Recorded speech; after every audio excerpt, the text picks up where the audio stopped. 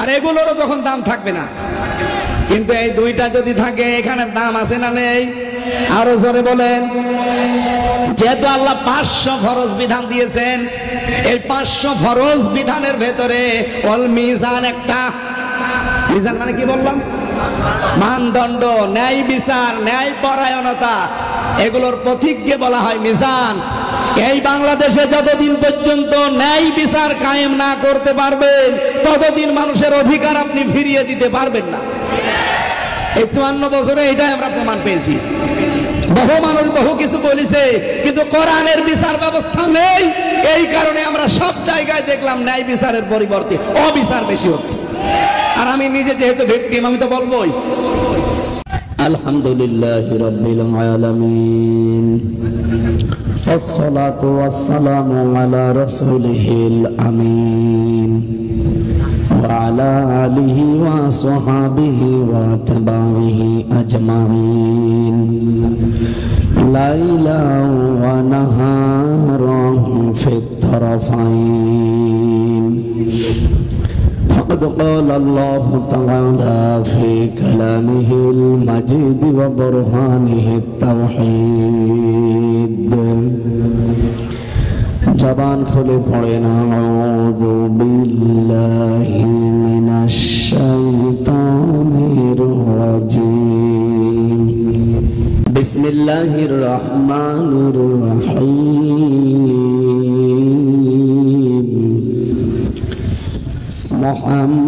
মুহাম্মাদুর রাসূলুল্লাহ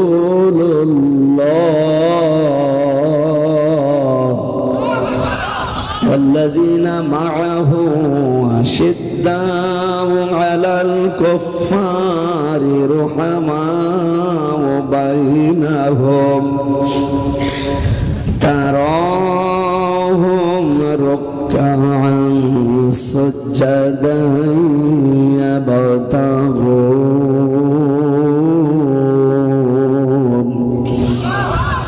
يبتغون فضلا من الله ورضوانا.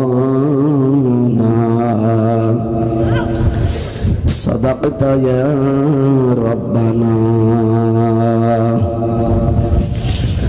عن أبي ذر رضي الله تعالى عنه قال قال النبي صلى الله عليه وسلم من ادعى ما ليس له فليس منا وليتبوأ مقعده من النار. رواه مسلم. وقال تعالى في شان حبيبي وما زادهم إلا إيمانا وتسليما.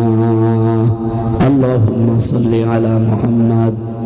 ফ্যান এটা এদিকে ঘুরিয়ে দেন, একটা থাকলে হবে। আল্লাহুম্মা সাল্লি আলা মুহাম্মাদ ওয়া আলা আলিহি ওয়া সাহবিহি ওয়া বারিক ওয়া সাল্লিম। আলহামদুলিল্লাহ। বাংলাদেশের ঐতিহ্যবাহী জেলা নড়াইল সদর থানার অন্তর্গত মির্জাপুর ইসলামী সমাজ কল্যাণ পরিষদের উদ্যোগে মহাবিশ্বের মহাবিশ্বয় আমাদের মালিক, আমাদের মনিব মহান রব্বুল ইজ্জাতুল জালালের মুখের পবিত্র বাণী কোরআনে কারীম, পবিত্র অনুষ্ঠানের সম্মানিত সভাপতি জনাব আলহাজ সৈয়দ কামরুল হুদা, প্রধান অতিথি চেয়ারম্যান দর্শন বিভাগ বিএল কলেজ খুলনা, সাবেক চেয়ারম্যান ও সচিব যশোর শিক্ষা বোর্ড,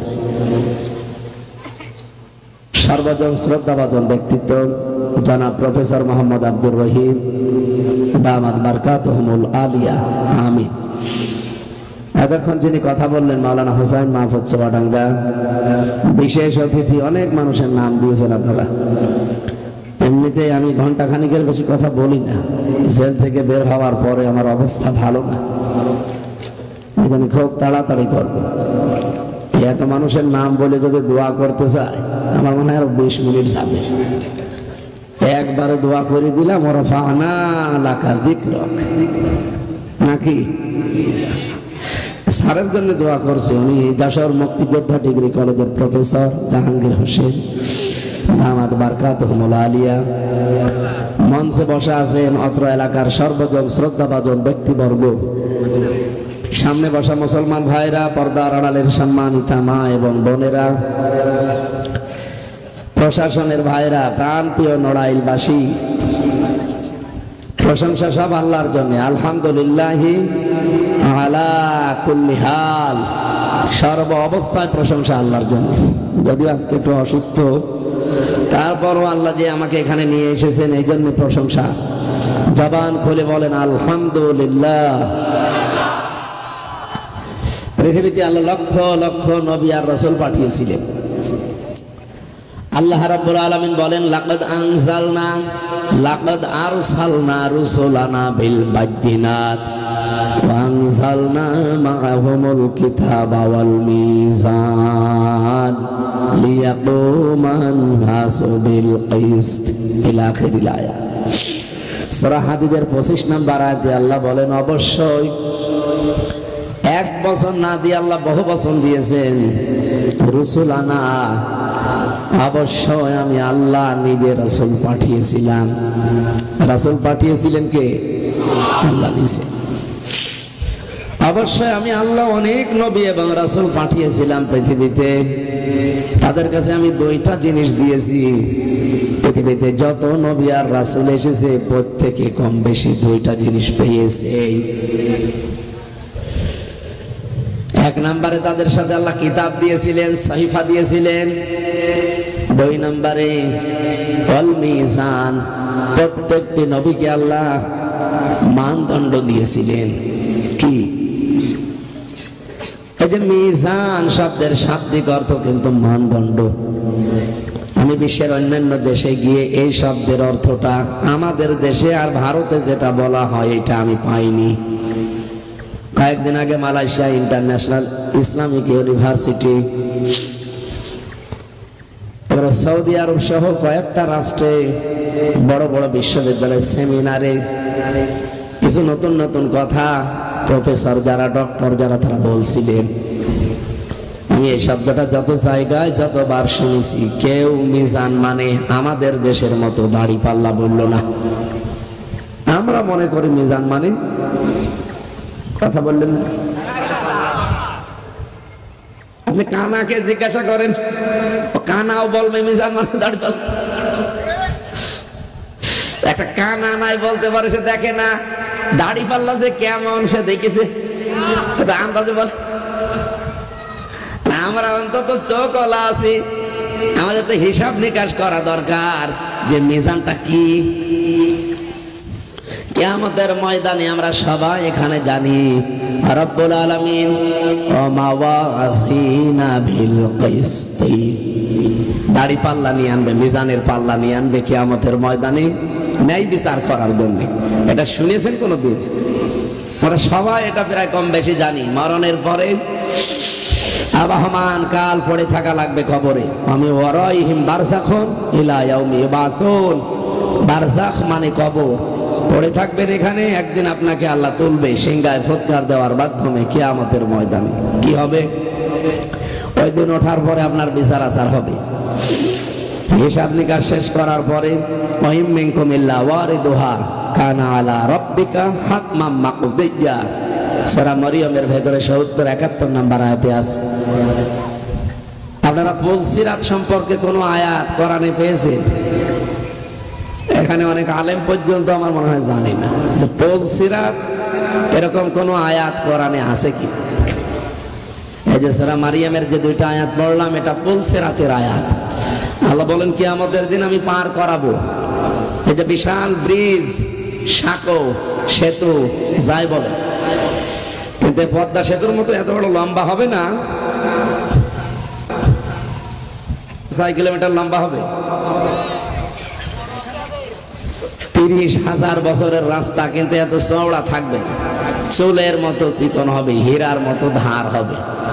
এটা দিয়ে পার করে আপনাকে জান্নাতে আল্লাহ প্রবেশ করাবে। সুম্মা নুনাজ্জিল্লাযীনা তাকাউ ওয়া নাযারুয যালিমিনা ফিহা জিফিয়া।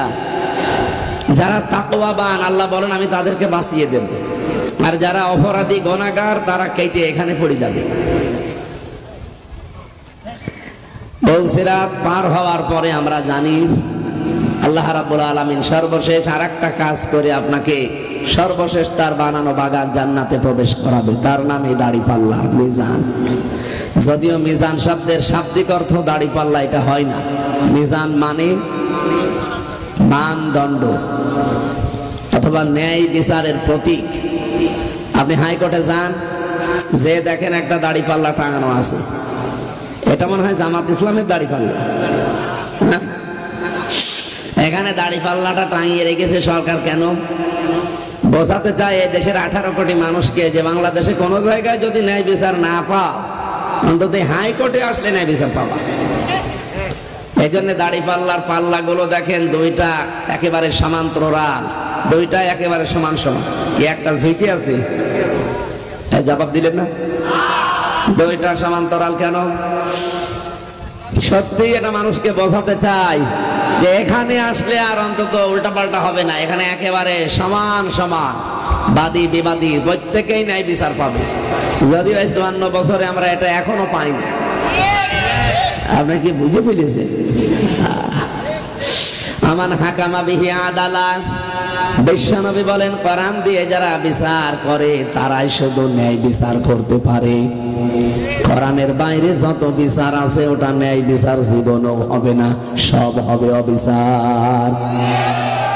আমরা এটা আজ দেখেছি 54 বছরে যে কোরআন নেই বিচার ব্যবস্থায়। এজন্য আমি নিজেও ভিকটিম, এই যে 3টা বছর বিচার পেলাম না। আমার মতো লক্ষ লক্ষ ভিকটিম এদেশে নেই।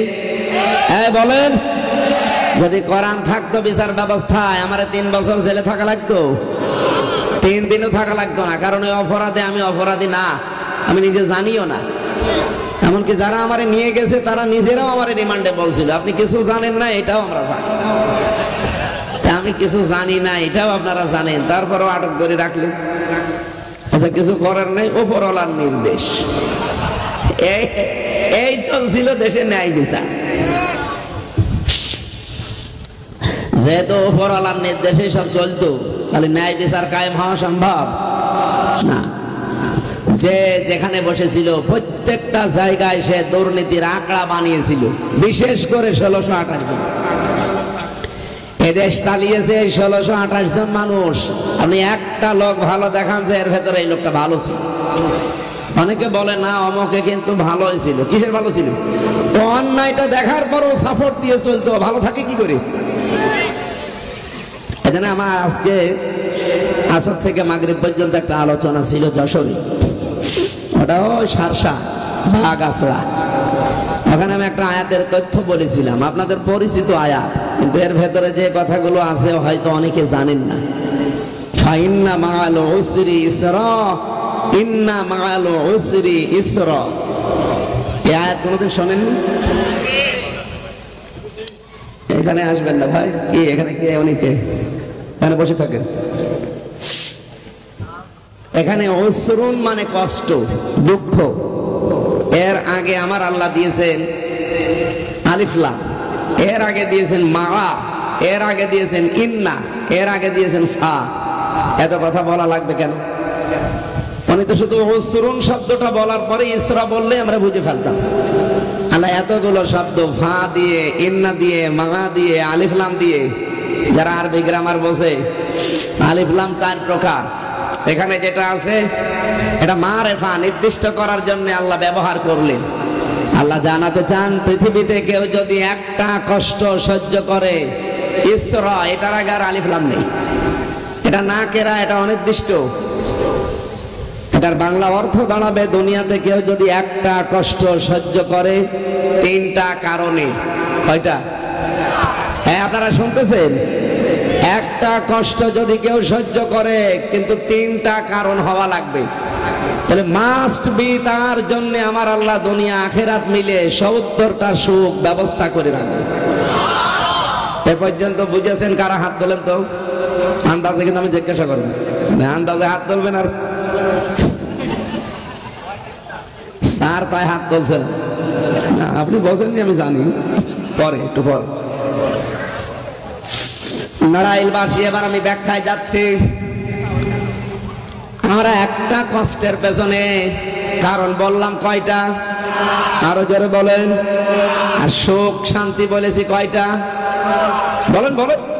কমপক্ষে 70টা। আমরা জানি একটা নেকির কাজের জন্য 10 থেকে 70, 70 থেকে 700 গুণ পর্যন্ত। তাহলে এখান থেকে আপনাকে তথ্য পাওয়া লাগবে। আমি তাফসিরে ফি জিলালিল কোরআন থেকে বলছি। আল্লামা সাইয়্যিদ কুতুব রাহমাতুল্লাহ আলাইহি লিখেছেন, রব্বুল আলামিন বলেন, সত্যি যদি দুনিয়া থেকে একটা কষ্ট সহ্য করে 3টা কারণে, ওর পেছনে কমপক্ষে 70টা শান্তি ঘুরঘুর করবে। তাকে আমি আল্লাহ ভোগ করাবোই, 70টা সুখ তাকে ভোগ করাবো, দুনিয়া হোক আর আখিরাত হোক। এখন কষ্টটা দেখি তো। 3টা যে কারণ আমি বললাম, 1 নম্বরে যদি আপনি কষ্ট পেয়ে থাকেন দুনিয়ায় আল্লাহর জন্যে। কার জন্যে? আমি নাম ধরেই বলছি, এই বাংলাদেশে বিশেষ করে 15.5 বছরে আলেম ওলামা, বিশেষ করে দ্বীন ইসলাম যারা মেনে চলে, এই মানুষগুলোকে জেলে যাওয়ার মতো অপরাধ করেছিল। আরে ভাই, আমি নিজেই তো। তার মানে যে মানুষগুলোকে আপনি ধরে রাখলেন, কষ্ট দিলেন, রিমান্ডে পিটালেন, আমার 3.5 হাত বডির 1 ইঞ্চি জায়গা বাকি নেই যেখানে ওরা টর্চার করে নাই। আমি এই যে চেয়ারটা ফেলে দিয়ে এটা নিলাম কেন? কারণ আমি বসতে পারি না। এমন কিছু দিয়েছে যে বসবো একটু পরে ব্যথা হয়ে যাবে, এই জন্য ওই শক্ত জিনিস আমি বসতে পারি না, কারণ আমি দেখাতেও পারি না মানুষকে। এই জন্য বললাম আমি নরমটা দেন যেন একটু বসে থাকতে পারি। তো বলেন, এই যে কষ্টগুলো তারা দিয়েছে, এই মানুষগুলো আমাদেরকে, আলেমদেরকে, ইসলামী ভাবা পূর্ণ মানুষদেরকে কষ্ট দেওয়ার পেছনে কারণ ছিল কি? বলেন বলেন। আল্লাহ, ওমা নাকামু মিনহুম ইল্লা আইয়ুমিনু বিল্লাহিল আজিজিল হামিদ। তোমাদের প্রতিশোধ নেওয়া হয় শুধুমাত্র এই কারণে যে তোমরা প্রশংসিত মহান রব্বুল ইজ্জাতের উপরে ঈমান এনেছো। আমরা শুধু এই কারণে অনেকে এই দুনিয়ায় কষ্ট পাই। 1 নাম্বারটা পেলাম কার জন্য? আরো জোরে বলেন। 2 নম্বরে রাসূলুল্লাহর জন্য। এই বাংলাদেশের দিকেও তাকান, অনেকে আল্লাহর নবীর আদর্শের কারণে অনেক কষ্টে আছে। কি কথা বলেন না কেন? আপনি বাবার আদর্শের কথা বলবেন, কোনো অনুমতি লাগতো না। স্বামীর আদর্শের কথা বলবেন, কোনো ঝামেলা নেই। কিন্তু আল্লাহর রাসূলের আদর্শের কথা কেউ যদি বলে, 14 রকম শর্ত দেওয়া হতো। এমনকি গত পরশু দিন চাপাই নবাবগঞ্জের 2 চাপাবাজ, হারুন আর ওনার স্ত্রী, এই দম্পতি মুফাসসিরে কোরআন, এই 2 জন মিলে এখন জানাচ্ছে দেশের আলেম ওলামা, ইমাম, মুয়াজ্জিন যারা আছে, এরা কোনো দলের পক্ষে, ইসলামের পক্ষে ভোট এটা চাইতে পারবে না, এটা তাদের জায়েজ নেই। কত বড় ফতোয়া দিয়েছে! এই ফতোয়া পুরা কোরআন শরীফের বিরুদ্ধে। সূরা নিসা 5 নম্বর পারা 6 নম্বর পৃষ্ঠা 5 নম্বর লাইনের 58 নম্বর আয়াতের পুরা বিরুদ্ধে। আল্লাহ বলেন, ইন্নাল্লাহা ইয়া'মুরুকুম আন তু'আদ্দুল আমানাতি ইলা আহলিহা। যারা তাফসিরে মারিফুল কোরআন পড়েছেন আপনি নিয়ে আসেন, আপনাকে আমি দেখাবো। এখানে ভয়ঙ্কর ট এই শব্দটা বাংলায় লেখা আছে। আল্লাহ বলেন, অবশ্যই আমি তোমাদের সবাইকে নির্দেশ দিলাম, এই পৃথিবীর ময়দানে প্রাপক যে যেটা পাওয়ার হকদার, তার কাছে ওই আমানত পৌঁছিয়ে দিবা। এই নির্দেশ কার? ভোট যেহেতু একটা আমানত, এলাকায় যদি 10 জন মানুষ ভোটে দাঁড়ায়, তার ভেতরে যার দ্বারা আল্লাহর রাসূলের মানবতার উপকার হবে, কাজ হবে, আপনি যদি দেখেন যে হ্যাঁ হবে, ওটা যদি আপনার আত্মীয় নাও হয়, তাকে ভোট দেওয়া এই নির্দেশ কার? এটা তো আমি বানালাম না। ওনারে যে ফতোয়া দিয়ে দিল যে এদের ভোট চাওয়া জায়েজ নেই, ও জায়েজ না জায়েজ বোঝে। ওদের 2 জনের পেটে যদি বোম মারেন, জিম, আলিফ, সা, হামজা, জায়েজ লিখতে যে শব্দগুলো লাগে, ওনারা যদি বলতে পারে আমি মিষ্টি খাওয়াবো। ওনারা যে বিষয়ের লোক, ওই বিষয়ে কথা বলবে। আপনি কোরআন মানে কি তাও জানেন না। কোরআন মানে কি? বহুল পঠিত পাঠ্য। কোরআন যে মানে কি তা অনেকে জানে না, আর আন্দাজে কোরআনের কথা নিয়ে তারা ফতোয়াবাজি করছে। ওয়ালা তাকফু মা লাইসা লাকা বিহি ইলমুন, যে বিষয়ে জানো না মুখ খুলবা না। কে বলেন? বলেন বলেন। অথচ বাংলাদেশে এই স্বভাবের মানুষ বেশি, যেটা জানে না ওটা বেশি করে বলে। কে কথা বললেন না? তাহলে দ্বিতীয় নম্বরে আপনাকে কষ্ট পাওয়া লাগবে কার জন্য? রাসূলের জন্য। বলেন বলেন। এই ছেলে, এই কারা উঠে চলে যাচ্ছে, ধরেন তো। আপনি 1-1.5 ঘন্টা বসে থাকতে পারেন না, মাঝখানে বসেন কেন? এটা ইবাদত চলছে এখন। কি কথা বলেন না কেন? ইবাদত বাদ দিয়ে যদি বলেন যে আমার ভালো লাগছে না, আপনার কিন্তু খবর আছে। এমনি কোনো প্রয়োজন যদি হয়, প্রসাব পায়খানা আর খুব বেশি যদি নেশা লাগে বিড়ি খাওয়ার, তাহলে যেতে পারে না। অনেকের নেশা এমন, খেয়ে না দিলে মরে যাবে। এই জন্য ওই রকম নেশা যদি হয়, খেয়ে আবার চলে আসবেন। আসবেন তো ইনশাআল্লাহ। এলাকায় আছে আমি জানি, কারণ পাশেই তো যশোর। সারা বাংলাদেশের বিড়ি সাপ্লাই হয় এখান থেকে। ওইটা আমার বলা উদ্দেশ্য না। আমি বলতে চাই যেটা কষ্ট পাওয়া লাগবে 2 নম্বরে রাসূলুল্লাহর জন্য। আপনি দেখবেন আপনি আল্লাহর রাসূলের আদর্শের জন্য কষ্টে আছেন কিনা। 3 নম্বরে আপনাকে কষ্ট পাওয়া লাগবে মানবতার জন্য। কার জন্য? এই যে 3টা কারণ বললাম, এর বাইরে যদি কেউ কষ্ট পায়, ওই কষ্টের জন্য 70টা সুখ আপনাকে আল্লাহ দেবে। কথা কোরআনে নেই? নেই। আমার মনে হয় ক্লাস নেওয়া হচ্ছে না। ক্লাস কি নেওয়া হচ্ছে? বুঝতেছেন আপনি? আপনার কষ্ট পাওয়া লাগবে কয় কারণে? আরো জোরে। কষ্ট কয়টা? একটা। কষ্ট কয়টা? কারণ কয়টা? সুখ কয়টা? এবার আপনি মিলান। জীবনে কষ্ট পেয়েছেন এই পৃথিবীতে আল্লাহর জন্য, রাসূলুল্লাহর জন্য, মানবতার জন্য। যদি কোনদিন এই 3টা কারণে একটাও কষ্ট পেয়ে থাকেন, আল্লাহর কসম মাস্ট বি, আমার আল্লাহ তার শর্ত পূরণ করবে। ইসরা আল্লাহ এতটুকু বলে শেষ করে দেননি, আবার পরে আবার রিপিট করেছেন, ইন্না মা'আল উসরি ইসরা। অবশ্যই কষ্টের পরে সুখ। এই জন্য আলিফ লামের আগে মা দেওয়া আছে। রব্বুল আলামিন জানাতে চেয়েছেন, আমি আল্লাহ একবার বললেই তো হয়ে যেত, রিপিট করলাম কেন জানো? পৃথিবীতে সত্যি যদি কেউ একটা কষ্ট ভোগ করে, আমি আল্লাহ নিজে তার জন্য 70টা সুখ বরাদ্দ করে দিলাম। হয় দুনিয়া না আখেরাতে তাকে আমি এই সুখ ভোগ করাবই। এই জন্য 15.5 বছরে যারা আল্লাহর জন্য, রাসূলুল্লাহর জন্য, মানবতার জন্য কষ্ট পেয়েছেন, আপনি লিখে নিতে পারেন জীবনে হোক আর মরণের পরে। কোরআনের গ্যারান্টি, এক একটা কষ্টে আপনি 70টা করে আনন্দ পাবেন। আল্লাহ আপনাকে ভোগ করাবেই। আপনি এখন নিজে মিলান কতগুলো কষ্ট পেয়েছিলেন। 15 বছরে যদি 50টা কষ্ট পেয়ে থাকেন, আপনি অবশ্যই 3500 সুখ পাবেন। এই কথা বলছেন? সিস্টেম অপর পৃষ্ঠায় দেখুন, পৃথিবীতে কোনো মানুষ যদি একটা সুখ ভোগ করে, আর সুখটা যদি হয় অবৈধ, সুখ ভোগ করলেই হবে না, সুখ ভোগ করে যদি কেউ অবৈধ ভাবে। আমি আবার রিপিট করছি কারণ এটা খুব গুরুত্বপূর্ণ। আপনি কষ্ট পেলেই হবে না, কষ্ট পাওয়া লাগবে কয়টা কারণে? আরো জোরে বলেন। এই 3টার বাইরে যদি কেউ কষ্ট পায়, তার জন্য কোনো গ্যারান্টি নেই। কারণ বহু মানুষ এই 3টার বাইরেও কষ্ট পায়। এই যে হাসিনা যখন চলে গেল কষ্ট পায়নি, কিন্তু তার ওই একটা কষ্টের জন্য 70টা সুখ। কারণ তার সুখ ছিল যতগুলো, একটা সুখ ও বৈধ সুখ ছিল না, সব অবৈধ। 15.5 বছরে যত সুখ পেয়েছে, যত শান্তি পেয়েছে, সব শান্তি সুখ অবৈধ। এটা কি ব্যাখ্যা করা লাগবে?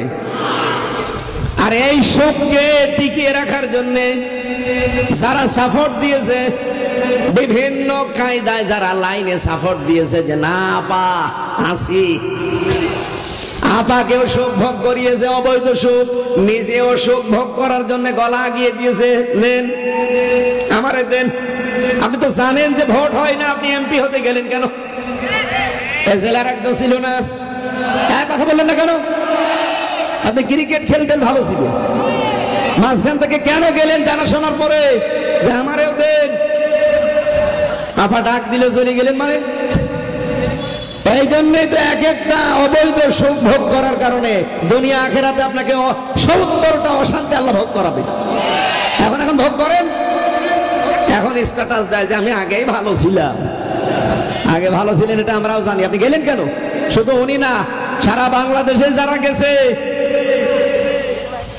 আজকে একটা রিপোর্ট বেরিয়েছে, সাবেক ভূমিমন্ত্রী এই পৃথিবীতে 193টা রাষ্ট্রের ভেতরে সবচাইতে বেশি বাড়ি হচ্ছে ভূমিমন্ত্রীর ছিল 620টা। 193টা রাষ্ট্র, পৃথিবীতে রাষ্ট্রের সংখ্যা আছে 257টা, তার ভেতরে 193টা রাষ্ট্রের জরিপ পেলাম।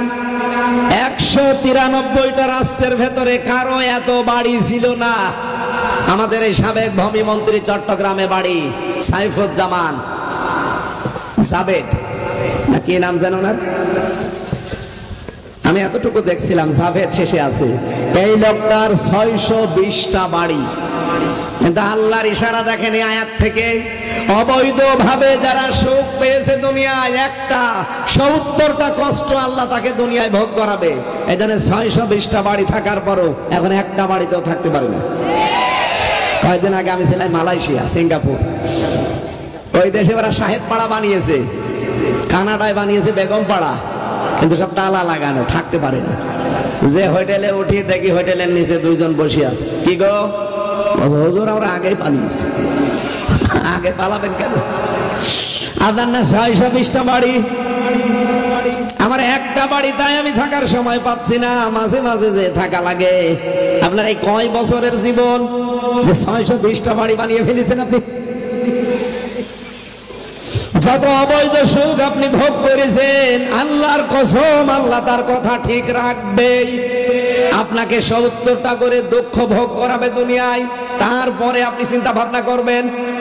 আমি যেমন 50টা দুঃখ ভোগ করে যদি 3500 সুখ দুনিয়ায় পেতে পারি, আপনিও 50টা সুখ ভোগ করেছেন অবৈধভাবে, আপনাকে 3500 দুঃখ আল্লাহ ভোগ করাবে। আমার এই আয়াত দিয়ে, কোরআনের আয়াত আমি বানালাম, এই কথা বলেন বানালাম। এই আয়াত যদি 100 ভাগ আমরা বিশ্বাস করি, আমাদের দুঃখ থাকার কথা। দুঃখ তো পাবে তারা এতদিন যারা অবৈধ সুখে ছিল। এমনকি এই দখলদার ইসরাইল, ওদের কপালেও এক একটা দুঃখ দেওয়ার জন্য 70টা করে অশান্তি অপেক্ষা করছে। আল্লাহর নবী জানিয়েছেন, আমি মুসলিম শরীফের হাদিস পড়েছিলাম, মানিদ্দাআ মা লাইসা লাহু ফালাইসা মিন্না। এই পৃথিবীতে যেটা তার দখলে নেই, জোর করে কেউ যদি ওটা দখল করে নেয়, আল্লাহ পাকের নবী বলেন ফালাইসা মিন্না। 1 নম্বরে তার শাস্তি, সে আমার দল থেকে বের হয়ে গেল। 2 নম্বরে ওয়ালিয়াতাবাওয়া মাকআদাহু মিনান নার। আমি আল্লাহর নবী বলছি, সে যেন জাহান্নামে তার একটা ঠিকানা নির্দিষ্ট করে নিল। বলেন নাউজুবিল্লাহ। এই ফিলিস্তিনকে আপনার বাপ দাদার 1940 সালে আপনারা এখানে এসেছিলেন শরণার্থী হয়ে থাকার জন্য। আজ যেমন রোহিঙ্গারা এসেছে বাংলাদেশে, দয়ার্দ হয়ে ফিলিস্তিনের মানুষগুলো থাকতে দিল। আরে 80-90 বছরের ব্যবধানে আপনারা নিজেরাই সেগুলো এখন দখল করতে আছেন। এই দখলদার ইসরায়েলে পৃথিবীর নিকৃষ্ট জাতি এরা। এই পৃথিবীতে আগে সবচাইতে বেশি নিকৃষ্ট ছিল মুশরিকরা, আমাদের পাশে যারা এই দাদা বাবুরা, এরা যে এত বড় নিকৃষ্ট। আল্লাহর ঘরগুলো এই আগস্টের 5 তারিখের পর থেকে কতগুলো ভেঙে ফেলেছে। এমনকি আমাদের বাপ দাদা, আমাদের পূর্বপুরুষ মুসলমানদের ওয়াকফ করা, দান করা সম্পদগুলো নতুন আইন পাশের মাধ্যমে এখন তারা নিজেরা নিয়ে নিচ্ছে। বিশ্বের মানুষেরা, আপনারা দখলদার মানুষ টের পান না?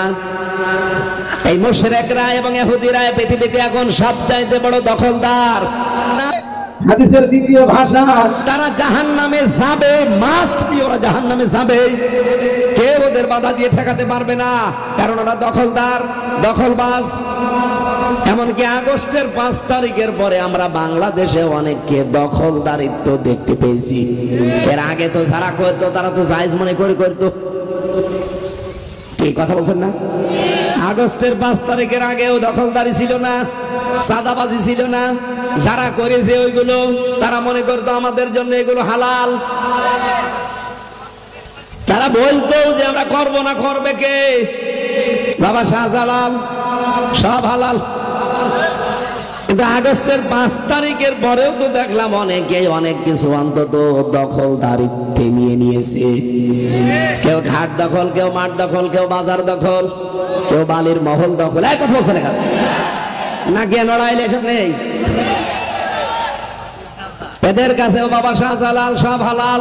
তাহলে আমার 2732 জন মানুষ জীবন দিল কি খেলা করার জন্য? আবু সাঈদের জীবনের কি মূল্য ছিল না? আমার জীবন যেমন আমার কাছে ভালো লাগে, দামি, তার জীবন ওই রকম দামি ছিল। দেওয়ালে পিঠ থেকে যাওয়ার কারণে সর্বশেষ জীবন পর্যন্ত দিয়ে দিয়েছে। যে বুক পেতেছে গলি কর, বুকের ভিতরে বইছে ঝড়। এই কথাটা এমনি মুখ দিয়ে বের হয়? বাংলার মুসলমানেরা, এটা কিন্তু রেকর্ড হচ্ছে। কতগুলো কিরমান কাতিবিন দেখতে পাচ্ছেন না? এগুলো সব কালকে ছড়িয়ে দেবে তামাম বিশ্বে। পৃথিবীর এই দুই তো নিকৃষ্ট জাতির জন্য এই মুহূর্তে বরদোয়া করছি মুসাফির অবস্থায়, আল্লাহ ইসরায়েলকে পৃথিবীর জমিন থেকে তুমি হালাক করে দাও। মুসলমানদের জন্য তুমি হামে ও নাসের হয়ে যাও। বিশেষ করে আমাদের এখন ইমানের তাকিতে হলেও তামাম দুনিয়ার 220 কোটি মুসলমান আমরা সবার এক বাক্যে এখন এই মুহূর্তে ইসরায়েলের যত অর্থনৈতিক কাজ কারবার আছে, যত পণ্য আছে, সবগুলো জানা শোনার পর বর্জন করে দেওয়া। আপনি দেখেছেন এই 12 ঘন্টায় মাত্র বিশ্বের মুসলমানেরা সবাই এখনো না, যারা এগুলো বয়কট করেছে, এর দ্বারা ইসরায়েলের কত বিলিয়ন টাকা খরচ হচ্ছে। যে এখানে আমার নোট আছে, খালি মাত্র 12 ঘন্টায় যদি ওরা এভাবে ঢস নেমে যায়, আপনি 12টা দিন একটু এভাবে করতে থাকেন, ওরা আপনার এই দাদা বাবুর মতো হাত জোড় করবে। 2-3 দিন আগে ডক্টর মোহাম্মদ ইউনূস গিয়েছিল না ব্যাংককে? দাদা এতদিন পর্যন্ত জোর ধরেছিল যে নির্বাচিত সরকার ছাড়া আমরা কোনোদিন ডক্টর ইউনূসের কাছে যাব না, অথচ 3 দিন আগে দেখলাম যে হাত জোড় করছে। খেলার নাম বাবাজি। যখন দেখেছে এরা চীনের কাছ থেকে, তুরস্কের কাছ থেকে, পাকিস্তানের কাছ থেকে মালামাল নিয়ে আসতেছে, ওদের সব বর্ডারে পৌঁছে যায় পেঁয়াজ, আলু, চিন্তা করছে আমরা না খেয়ে মরবো। আর বড় বড় কথা বলতো এতদিন যে বাংলাদেশের মুসলমানদেরকে আমরা পানিতে মারবো, ভাতে মারবো। সবগুলো চুক্তি উল্টাপাল্টা ছিল, এখন সব সমতায় আসতেছে। আমি যেটা বোঝাতে চাচ্ছিলাম এখান থেকে, শুধু ইহুদি খ্রিস্টান আর মুশরিক না, তামাম পৃথিবীর মানুষের জন্য যেহেতু এই হাদিসটা, নবীজি কিন্তু এখানে শুধু মুসলমানকে উদ্দেশ্য করে বলেননি, মানিদ দাগা, যারা আরবি গ্রামার বোঝে, এক আলিফ টান আছে আইনের উপরে। মানিদ দাগা মা লাইসা লাহু মিন্না, মা লাইসা লাহু ফালাইসা মিন্না, যেটা আপনার দায়িত্বে নেই সেটা যদি জোর করে আপনি দখল করে মালিক হতে চান, আপনার শাস্তি নবীজি 2টা বললেন। নবীর দলভুক্ত থেকে আপনি বের হয়ে যাবেন, আপনি উম্মত নেই আর। সুতরাং আগস্টের 5 তারিখের পরে বাংলাদেশে যেই নামাজি, যেই হাজি, যেই মুসলমান নামধারী অন্যের সম্পদ আত্মসাৎ করেছেন, জোর করে জবরদস্তি করে দখল করে নিয়েছেন, চাঁদাবাজি করেছেন, আল্লাহর কসম আপনি আর নবীর উম্মত নেই। এরকম মানুষ কেউ আছেন? হাত তোলেন তো দেখি। ওরা এখানে আসবে না, আলহামদুলিল্লাহ। 2 নম্বরে ওয়ালিয়াতা বাব্বা মাকাদাহু মিনান নার, আপনি যেন জাহান্নামে টিকিট কেটে নিজের একটা আসন বরাদ্দ করে রেখে দিয়েছেন। বলেন নাউজুবিল্লাহ। আল্লাহ আমাদের হেফাজত করুন, বলেন আমিন। যত নবী আর রাসূলকে আল্লাহ দুনিয়ায় পাঠালেন কয়টা জিনিস দিয়েছেন তাদের সাথে? আরো জোরে। এক নম্বরে কিতাব, আর এক নম্বরে মিজান। কিতাব তো বুঝলাম প্রত্যেককেই কম বেশি কিতাব পেয়েছিল, কেউ কিতাব কেউ সহিফা। দুই নম্বরে কেউ কেউ পেয়েছে প্রত্যেকটি নবীকে আল্লাহ মিজান দিয়েছেন। আমি মিজান শব্দটা বোঝাতে পর্যন্ত এসেছিলাম। মিজান মানে যারা দাড়ি পাল্লা মনে করেন শুধুমাত্র না, এটা মানদণ্ড, ন্যায় বিচারের প্রতীক। আমি যদি এখন স্যারকে বলি এই স্টেজটা একটু মাপ দিয়ে দেন তো, বলেন তো উনি কি এটা দাড়ি পাল্লায় তুলে দেবে? বলেন, দাড়ি পাল্লায় তুলে দিলে এটা মাপা সম্ভব? এখন কত বড় দাড়ি পাল্লা লাগবে? আর কোনো পাগল হয়ে কাজ করবে না। এখানে যত মানুষ আছে যদি বলি এই ফিল্ড এই ময়দানটা একটু মেপে দেন, দাড়ি পাল্লায় তুলে দেবেন। এটা মাপার জন্য ফিতা লাগবে, গজ লাগবে। কি কথা বলছেন? দেখেন, এই যে পানির বোতল আপনি দিলেন, যদি বলে একটু মেপে দেন তো, এটা কি গজ দিয়ে মাপবেন? কি দিয়ে? সিসি আছে এর জন্য মাপা, লিটার আছে। আমি যদি 1 কেজি চাউল এনে বলে একটা মেপে দেন তো, আপনি কি একটা একটা করে গুনে গুনে মাপবেন? ওটা মাপার জন্য কেজি লাগবে, স্ট্যান্ড লাগবে। কথা বলেন না কেন? পৃথিবীর প্রতিটি জিনিস পরিমাপ করার যন্ত্র আছে না নেই? প্রতিটি জিনিসের নাম আলাদা আলাদা। এ পর্যন্ত বোঝেন তো? কিয়ামতের দিন আমার আল্লাহ মাপ দেবেন আমল। মিজানের পাল্লায় কি মাপবেন? বলেন বলেন, আরো জোরে বলেন। আমল মানে বাংলায় কি বলে? কাজ। আমল মানে আরেকবার বলেন, কি বুঝলেন এখান থেকে বলেন? আমল মানে কাজ, এটা আরবি, এটা বাংলা, আর ইংরেজিতে বলে ওয়ার্ক। জিনিস সব একই। এখন যদি আমি স্যারকে বলি স্যার 5 কেজি কাজ মেপে দেন, পাগল বলবে না? কাজ আবার মাপবো 5 কেজি, দাড়ি পাল্লায় আমি মাপবো? আর কাজ কি কেউ দাড়ি পাল্লায় তুলে মাপে যে 5 কেজি কাজ? কি এতদিন কি বুঝলেন বলেন? এই আয়াত তো পড়ছেন সে জন্মের পর থেকে। আর রহমান আল্লামাল কোরআন খালাকাল ইনসান আল্লামাহুল বায়ান আশ-শামসু ওয়াল কমারু বিহুসবান ওয়ান নাজমু ওয়াশ-শাজারু ইয়াসজুদান ওয়াস সামাআ রাফাআহা ওয়া ওয়াদাআল মিজান। এখানে মিজান মানে সমতা। মিজান মানে বলেন বলেন। তাহলে কিয়ামতের দিন আল্লাহ যেহেতু মাপবেন কাজ, আর একবার বলেন তো কি? কাজ মাপতে হলে দাড়ি পাল্লা লাগে।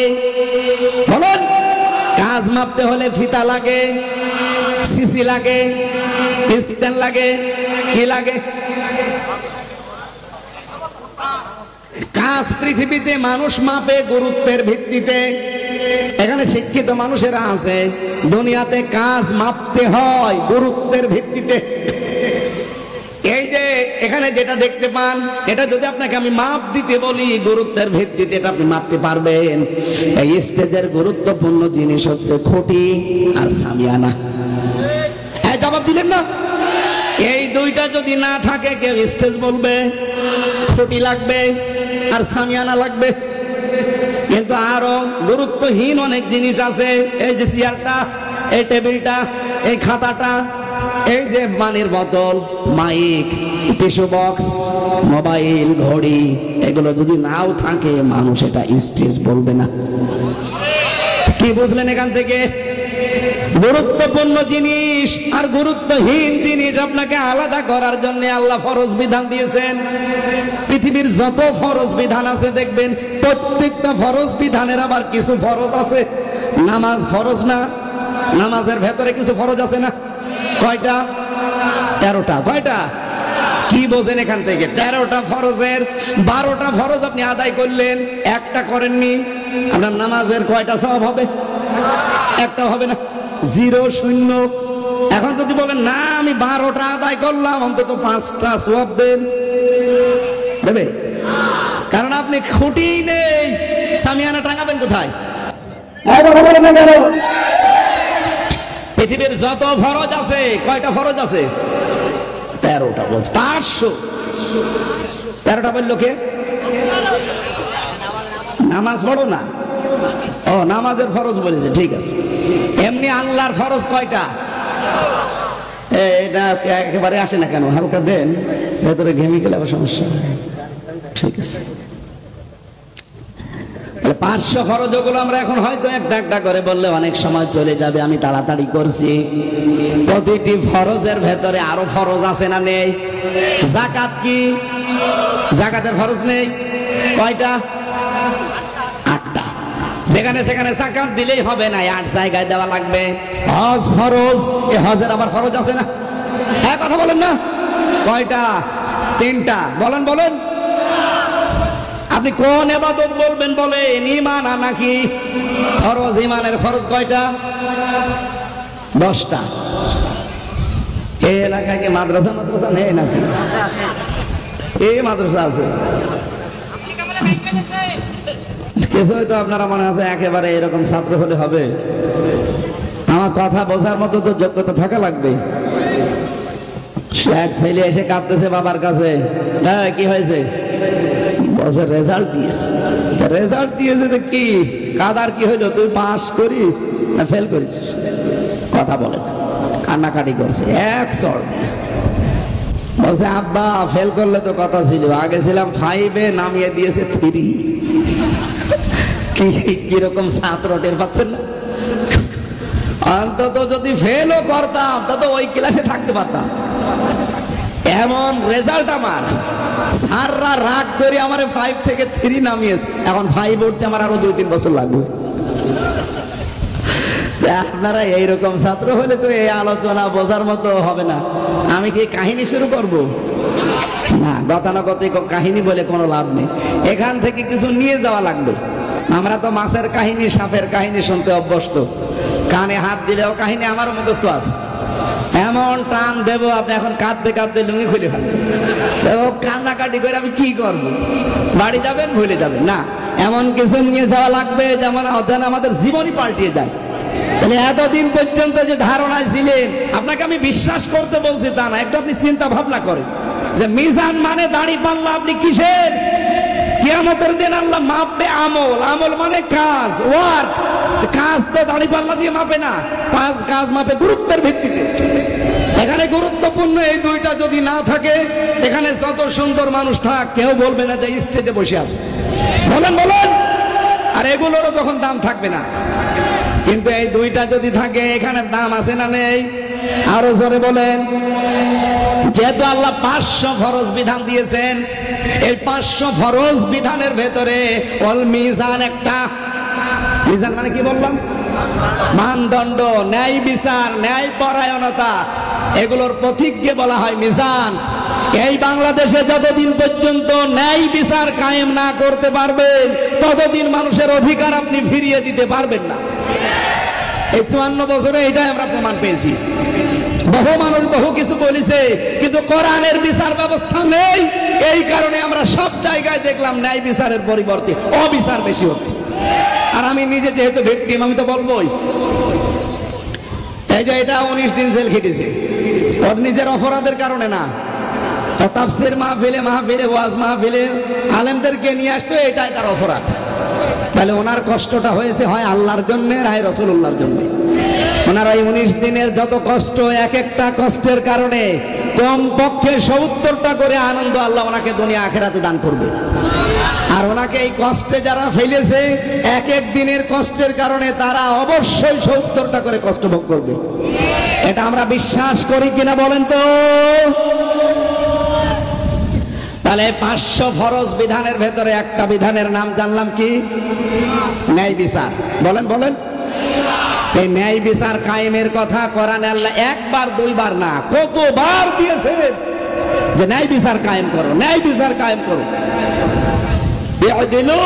ন্যায় বিচার কায়েম করো। তাকওয়া, এইটা তাকওয়ার নিকটবর্তী পন্থা। কিন্তু মানুষ তাকওয়া খোঁজ করে পোশাকে। কার পোশাক কত বড় লম্বা, দাড়ি কত বড় লম্বা, মনে করে এটাই তাকওয়াবান না। কেউ যদি দুনিয়ায় ন্যায় বিচার কায়েম করতে পারে, আল্লাহ বলেন যেন তাকওয়ার নিকটবর্তী পন্থায় পৌঁছে যায়। আজ বাংলাদেশে আমরা ন্যায় বিচার কায়েম করতে পারি না।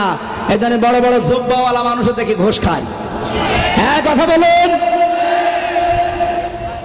কত দাড়িওয়ালা মানুষ দেখি 5 ওয়াক্ত নামাজ পড়ে, ঘুষ ছাড়া ফাইল নড়ে না। তার ভেতরে কি তাকওয়া হয়েছে? আরো জোরে বলেন। এখানে বহু মানুষ এমন বসে আছেন, এখনো পর্যন্ত আছেন, যারা জেনে শুনে সুদ খাচ্ছেন। এমনকি টাকা ছেড়ে রেখে এসে মাহফিলে বসে আছে, যে টাকা তুলবে। 100 টাকা 1000 টাকা দিলে 100 টাকা বেশি দেয়। এই ব্যবসা মনে হয় এই এলাকায় নেই। ওরে বাপ, এটা মায়ের সাথে জেনা করার শামিল। কারা কারা এই গুনাহ করছেন হাত তোলেন তো। না, আপনারা মিথ্যা কথা বললেন কেন যে এলাকায় আছে? এই এলাকায় তো নেই। আলহামদুলিল্লাহ, আলহামদুলিল্লাহ। কালকে আমি পেপারে দিয়ে দেব, বাংলাদেশের নড়াইল সদর থানা মির্জাপুর এ সুদ মুক্ত। এরপরেও যদি কেউ এগুলো করে থাকেন, আপনি মায়ের সাথে কেবল জিনা করে আসলেন, তাও 1 বার 2 বার না, 33 বার। বলেন নাউজুবিল্লাহ। বলেন তো কোন পাগলের এ কাজ করবে? নিজের মায়ের সাথে তো 1 বার 2 বার 33 বার জিনা করে আপনি নামাজে দাঁড়ালেন। আল্লাহু আকবার। আগে এই টাকা ছেড়ে দেওয়া লাগবে। সুতরাং সুদের টাকা যাদের ছেড়ে দেওয়া আছে, আগামী মাস থেকে আসল টাকা বাদ দিয়ে সুদের টাকা নেবেন না। যারা রাজি আছেন তারা হাত তোলেন। এই যে আপনি টাকা ছেড়ে রেখেছেন, একজন পাইয়েছি, আলহামদুলিল্লাহ।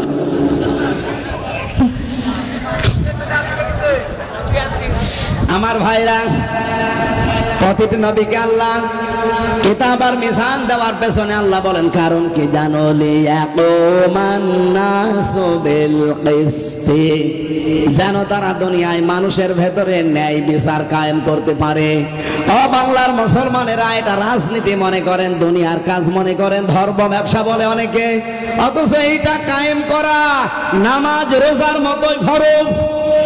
বলেন, কারণ এটা শুধু আমাদের জন্য না, লাকাদ আরসালনা রুসুলানা, যত নবী রাসূল আল্লাহ দুনিয়ায় পাঠিয়েছেন, প্রত্যেকটা নবী রাসূলের এই কাজটা ছিল লিয়াকুমান নাসু বিল কিসতি, তারা যেন মানুষের ভেতরে ন্যায় বিচার কায়েম করতে পারে।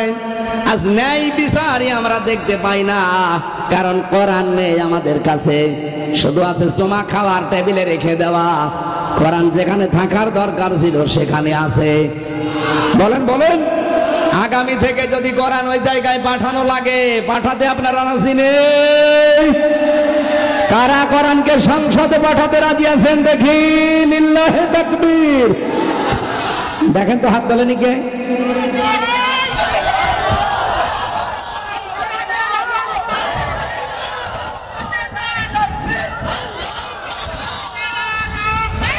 আলহামদুলিল্লাহ, থাক, এ পর্যন্তই হবে। আপনারা যা হাত তোলার দেখে আমি বুঝে ফেলেছি,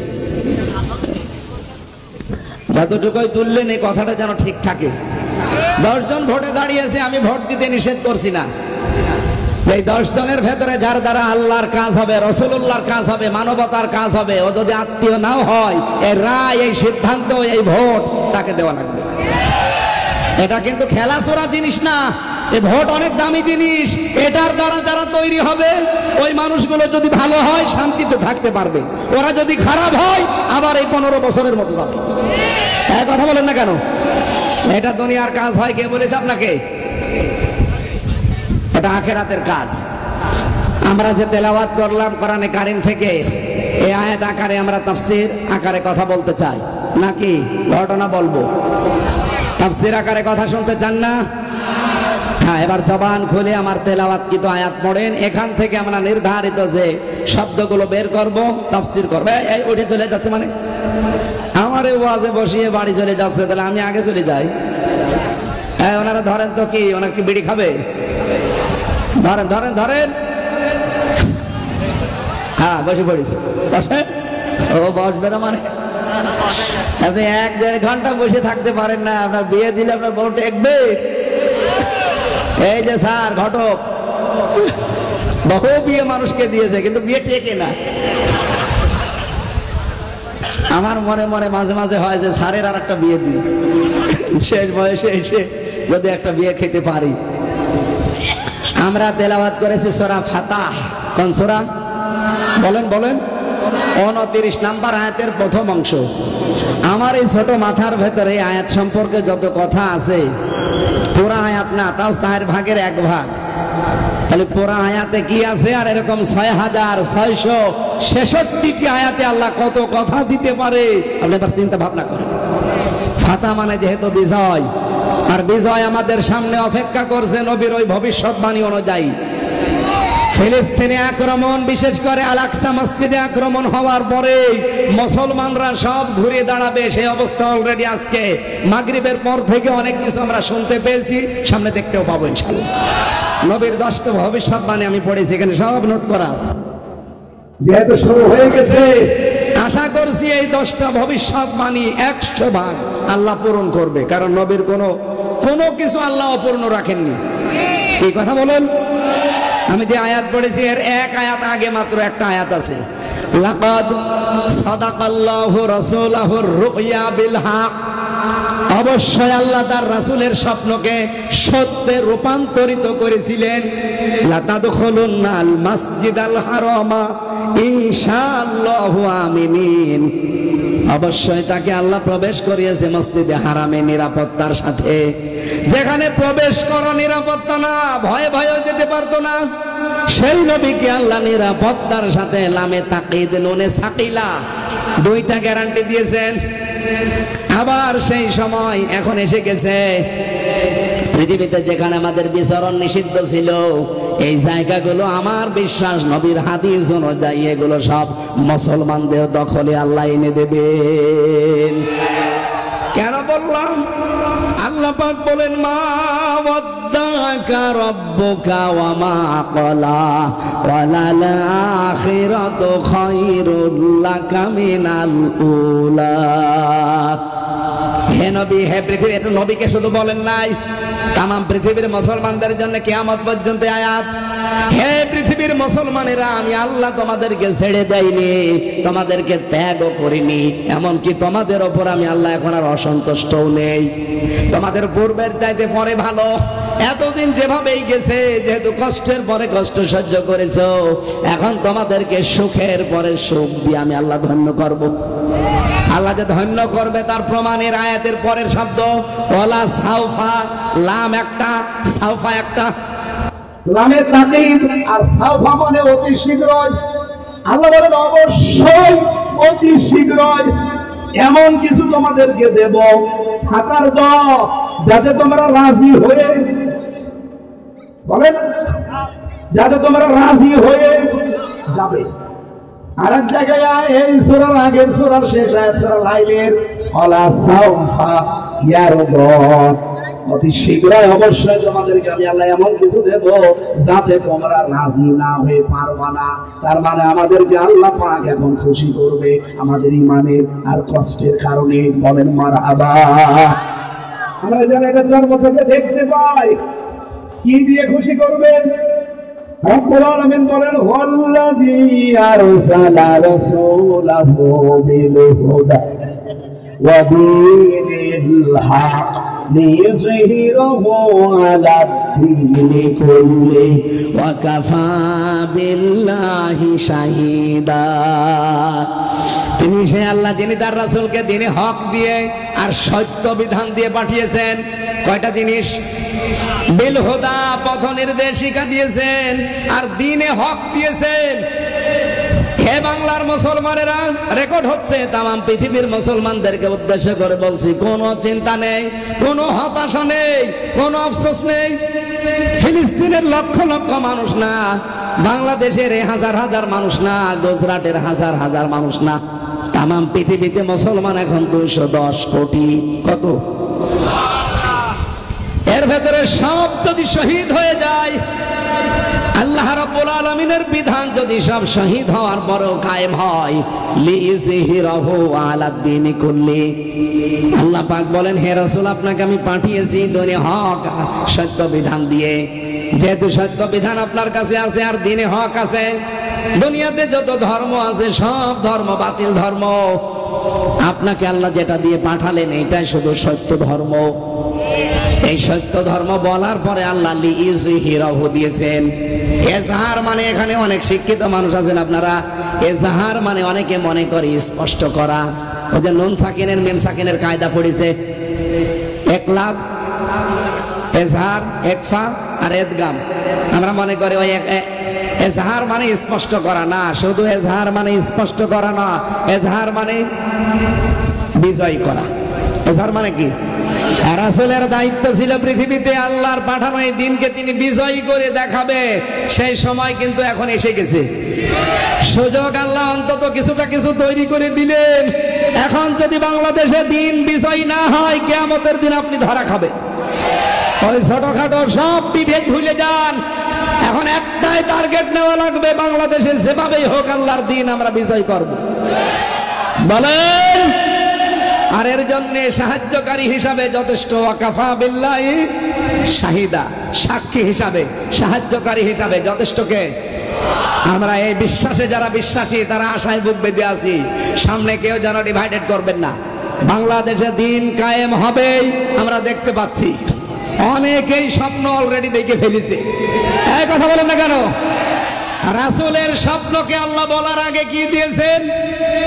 লাম কদ লাকাদ সাদাকাল্লাহু, অবশ্যই আল্লাহ সত্যে পরিণত করেছেন কি?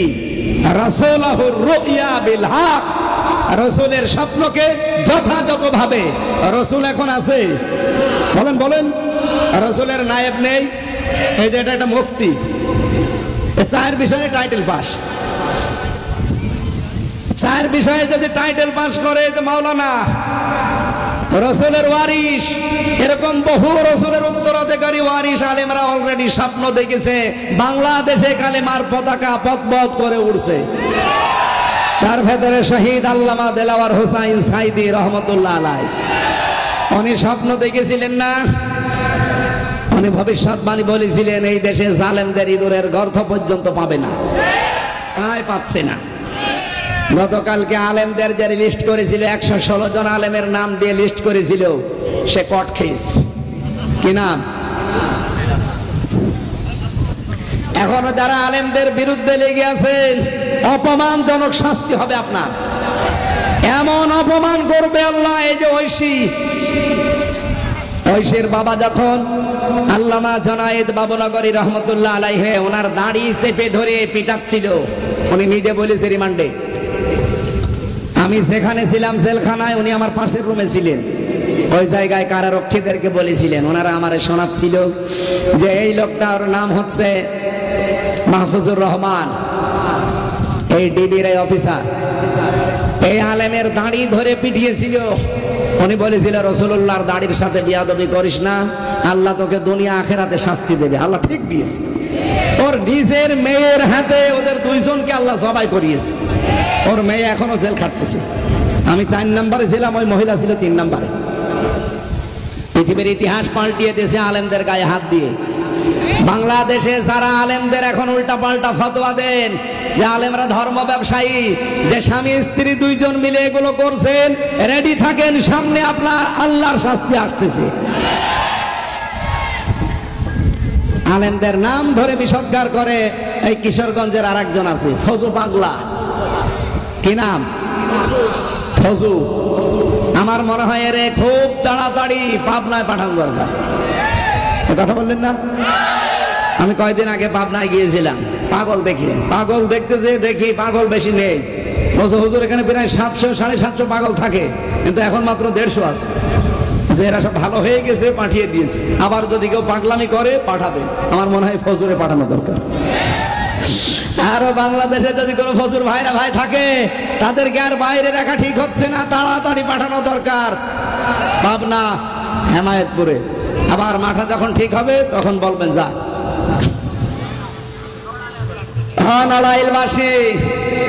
আল্লাহর দিন দেশে কায়েম হবে, বিজয় হবে, কারণ রাসূলের স্বপ্ন আল্লাহ বাস্তবায়ন করেছিলেন। আর রাসূলের ওয়ারিস যারা, তাদের স্বপ্ন এখন বাস্তবায়ন সামনে হবে। কোরআনের পাখি শুধু বলেছিল বাংলাদেশে 12 কোটি মানুষ একটু নাড়া দেওয়া হবে, দিল্লি গিয়ে পড়বা, তাই পড়েছে। তার মানে উনি যা যা বলেছে সবই যখন হচ্ছে, ওনার সর্বশেষ জীবনের স্বপ্ন ছিল আল্লাহুম্মা ইন্নী আসআলুকা শাহাদাতান ফি সাবিলিক, হে আল্লাহ তুমি আমাকে শাহাদাতের মরণ দিও। আল্লাহ তাই দিয়েছে। বলেন বলেন। জীবনের প্রতিটি অনুষ্ঠানে উনি এই দোয়া করতেন, আল্লাহ চর্ম চোখে জনে দেখতে পাই বাংলাদেশে কোরআনের পতাকা পথ পথ করে উড়ছে, যদি দেখতে নাও পায় অন্তত বাংলার জমিনের মানুষকে তুমি দেখিও। সে সময় মনে হয় তার শাহাদাতের কারণে আল্লাহ দিয়ে দিয়েছে। বাংলাদেশে অনেক আলেম এখন স্বপ্ন দেখতেছে আগামীর বাংলাদেশ কোরআনের বাংলাদেশ। আরে ভাই অনেক কিছুই তো দেখলেন, একটু দেখেন না কেন কেমন লাগে? এই কোরআন সংসদে গেলে কেমন লাগে একটু দেখার দরকার না? বড় আশা আমার জীবনের, আল্লাহ কিছুই যদি তোমার কাছে পছন্দ না হয় অন্তত আমার এই 3 বছর জেল খাটার বদৌলতে বাংলাদেশে একটু কোরআনের রাজটা দেখার সুযোগ দাও, যে কোরআনের বিচার ব্যবস্থা চললে কেমন দেখা যায় এটা আমি দেখতে চাই। আমি জেলে যাওয়ার আগে 19 সালে একটা ফতোয়া দিয়েছিলাম আমার কুষ্টিয়ায়, যেখানে আমার গ্রামের বাড়ি হালসা। ওখানে এক মহিলা জেনা করেছিল। জেনার যে শাস্তি, বিবাহিত মহিলা যদি জেনা করে আর যদি সাক্ষ্য প্রমাণ থাকে তাহলে তার শাস্তি হচ্ছে মাটির ভেতরে গেড়ে দিয়ে পাথর বা ইট দিয়ে তাকে আপনি সঙ্গে সার করবেন। এটাকে আমি বানালাম, এই নিয়ম কোরআনে আছে না? বলেন বলেন। এখন আমি ফতোয়া দিয়ে শেষ। আমি যদি ওই সময় কার্যকর করতাম যে এই গ্রামের লোক শুরু করেন, সঙ্গে স্যার ওই মহিলারে না আমারে করতো, প্রশাসন তার পরের দিন এসে আমারে বলতো কি দেশে কোরআনের আইন আছে, আপনি কিসের ফতোয়া দিলেন? ফতোয়া দিয়েছেন দেন, কার্যকারী করলেন কেন? ওই মহিলাকে সঙ্গে স্যার করতো না আমারে করতো। বলেন বলেন। কিন্তু আমি যদি এই কোরআনের 500 আইন এই দেশে কায়েম থাকা অবস্থায় ফতোয়া দিতাম, আমি যেহেতু একজন মুফতি, তাও সরকারি সার্টিফিকেট প্রাপ্ত, আমার সার্টিফিকেট আছে, আমি মুফতি মানুষ, ফতোয়া দিলে গ্রান্টেড হবে সরকারি ভাবে। 19 সালের ফতোয়া দিলে অবশ্যই কার্যকর হয়ে, শুধু এই ফতোয়া না, যত রকমের ইসলাম বিরোধী কাজ আমি দেখতাম ফতোয়া দিলেই ওইটা কার্যকর করতে বাধ্য এই দেশে যারা দায়িত্বে থাকতো তারা। কারণ সার্টিফিকেট তো তারাই আমারে দিয়েছে, এমনি এমনি দেয়নি। কিন্তু আমি তো সার্টিফিকেটও পেয়েছি, স্বীকৃতিও পেয়েছি, ফতোয়াও দিয়েছি, কার্যকর হয়েছে। হয়নি কেন? কারণ আমার পেছনে কোনো ব্যাকআপ নেই, আমার পেছনে কোনো শক্তি নেই। কিন্তু ফতোয়া দিয়ে 3 বছর জেল আমার, আর যদি ফতোয়া কার্যকারী করতাম আমার মনে ফাঁসি হয়ে যেত। আমরা তো ওইটাই বলতে চাই, 54 বছরে তো দেখলেন বিভিন্ন মানুষ চালিয়েছে, কিছুই হয়নি। বলেন, এখন শুধু দেখতে বাকি আছে এইটা দিয়ে চললে কেমন দেখা যায়, এটা দেখতে চান না? এটার পক্ষে যদি কেউ না থাকে, ডাইরেক্ট ইনডাইরেক্ট সে মুনাফিক। কোরআনের আইনের পক্ষে যে থাকবে না, সে যে নারী পুরুষ হোক, ও মারা গেলে মুনাফিক হয়ে মরবে, ওর ঈমান নসিব হবে না। আপনি সরাসরি আসতে পারেন না, সেটা আপনার দুর্বলতা, কিন্তু আপনাকে পক্ষে থাকা লাগবে। কিন্তু অনেক মানুষ দেখি বিরোধিতা করে, মানে কোরআনের সাথে রাজনীতির কোনো সম্পর্ক নেই। আরে শয়তান! নামাজের কথা 82 বার, রোজার কথা 1 বার, হজের কথা 1 বার, জাকাতের কথা 82 বার, আর কোরআন দিয়ে রাজনীতি করা লাগবে, এটা আমি কোরআনে পেয়েছি 918 বার। তাও তো আমার মাথা ছোট, এরকম মোটা মাথা হলে আরো বেশি পেতাম। আমার 2 মাথা এক জায়গায় করলে এত বড় মোটা হবে না। স্যার আমাকে ভালোবাসি তো, বলেন তো এরকম মোটা মাথায় উনি 4 বিষয়ে টাইটেল পাস, আবার অনার্স মাস্টার্স করা, ওনার মাথায় আরো বেশি আছে না? এনার চাইতেও বড় বড় মাথা তাদের, তারা বলে খুঁজেই পায় না। পাবে কি করি? কোরআন পড়ে জীবনে কোনোদিন?